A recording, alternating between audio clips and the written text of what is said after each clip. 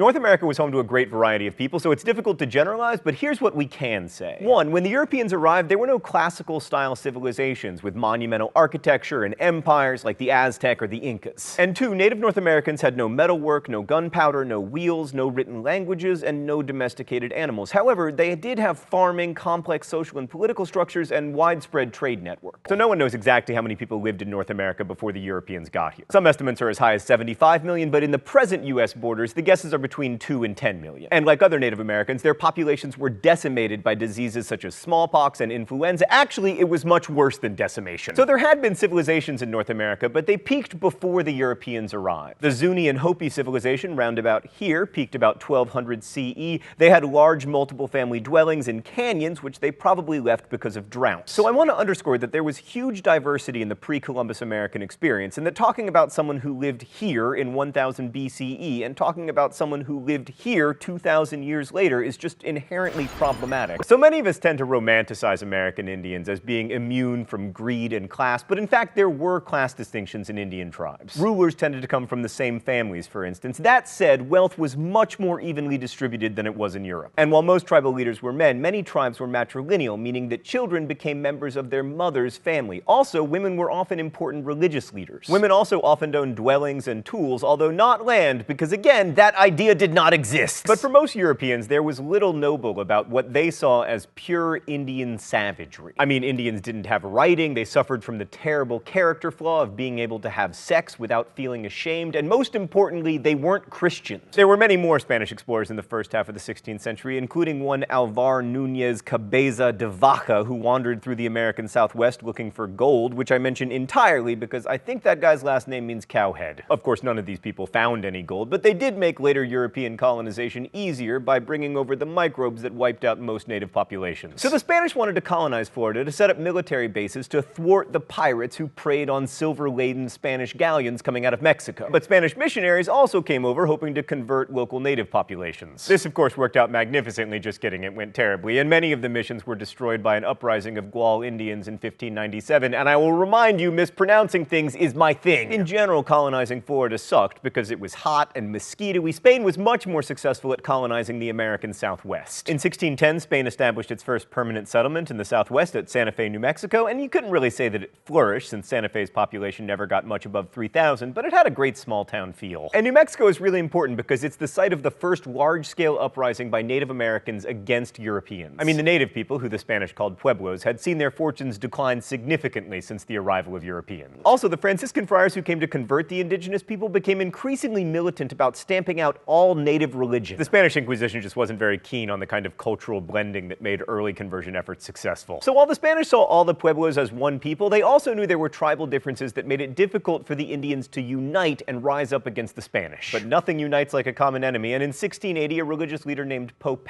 organized an uprising to drive the Spaniards out. Pope organized about 2,000 warriors who killed 400 Spanish colonists and forced the rest to leave Santa Fe. So the Spanish colony in New Mexico was effectively destroyed. The pueblos tore down all the Christian churches and replaced them with kivas, their places of worship. But like most awesome uprisings, it didn't last. But after the revolt, the Spanish were much more tolerant of indigenous religion, and they also abandoned the forced labor practice called encomienda. Focused a lot on the brutality of the Spanish toward the Indians, but at least one Spaniard, de las Casas, recognized that his countrymen were terrible. This realization is a good thing, obviously, but it leads us to one of the big problems when it comes to studying this time and place. The Black Legend is the tale that the Spanish unleashed unspeakable cruelty on the Indians. Now, that tale is true, but that idea was used by later settlers, especially the English, to justify their own settlement.